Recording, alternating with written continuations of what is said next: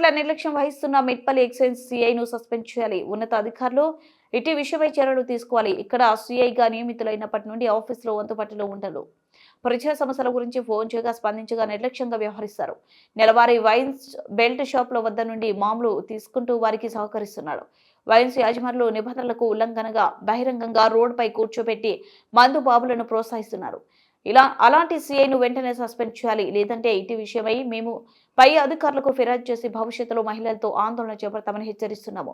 ఇటీ కార్యక్రమంలో Congress party senior నాయకులు ఖాజా అజిం, మహమ్మద్ రైస్, వ్యవసాయ market committee director Sangu Gangadhar, Mohammed Mokheem, మాజీ కాంగ్రెస్ టౌన్ ప్రెసిడెంట్ బర్లా వంశీ, తాహెసిన్, పాపేష్ తదితరులు పాల్గొన్నారు. ఏదైతే మిట్పల్లి పట్టణంలో ఒక ప్రధాన వీధిలో రహదారికి పక్కనే వీధిలో ఒక వైన్స్ నిర్వహిస్తారు. అయితే ఆ వైన్స్ ఇబ్బంది ఏమవుతుందంటే మనకు ఆ వైన్స్ దగ్గర నుంచి ముందర నుంచి కాలేజీకి స్కూల్కి పిల్లలు వెళ్తున్నారు. ఇక్కడ మనకు ఆ వైన్స్ ముందరికి వెళ్ళి దాదాపు ఒక 3 కాలేజీలు ఉంటాయి, స్కూల్స్ ఉంటాయి, 5 స్కూల్స్ ఉంటాయి. ఆ స్కూల్ విద్యార్థులు పొద్దున్న దాకా పోగా రాగా వచ్చేటప్పుడు ఏమవుతుందంటే ఆ వైన్స్ దగ్గర మందు తీసుకొని వైన్స్ పక్కన వైన్స్ గద్దెల మీద కూర్చుంటారు, తాకుంటా మందు బాబులు, లేదంటే వైన్స్ ఎదురు కూర్చుంటారు. కూర్చుని వాళ్ళు గొడవ పెట్టుకొని చేసుకుని వీళ్ళ ఆ లేడీస్ పోతారు కదా, వాళ్ళ మీదకి వస్తారు. లేడీస్కి షాపింగ్కి వెళ్తూ ఉంటారు, బిల్లు పోతూ ఉంటారు. లేదంటే పక్కన టైప్ ఇన్స్టిట్యూట్ ఉన్నది ఒకటి, ఆ టైప్ ఇన్స్టిట్యూషన్కి కూడా పిల్లలు టైపింగ్ చేసుకుని వస్తారు. వీళ్ళ భయంకి ఆ అమ్మాయి మీద రావట్లేదు, ఎందుకంటే వీళ్ళు మా మీద ఎక్కడ వేస్తారు అని చెప్పి. ఎంత ఇబ్బంది అయినా కానీ మేము ఎన్నిసార్లు కంప్లైంట్ పెడుతున్నాం దీనిపైన.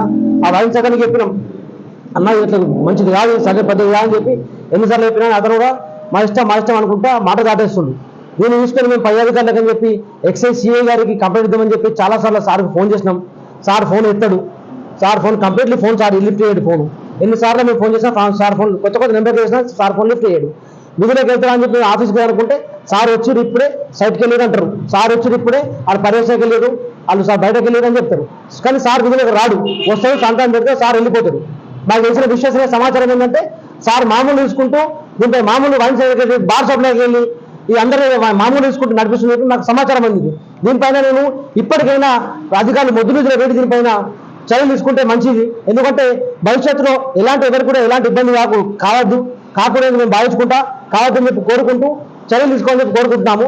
ఒకవేళ చర్యలు తీసుకోకుంటే భవిష్యత్తులో దీనిపైన మేము పై అధికారులు కానీ ప్రజావాణి కానీ ఆర్డీఓసర్ కానీ కలెక్టర్ సార్ దీనిపైన ఖచ్చితంగా కంప్లైంట్ చేసుకుని పెద్ద ఎత్తున మేము ఆందోళన చేపడదని చెప్పి ఈ వేదిక ఏం చెప్తున్నాం తెలియజేస్తున్నాం.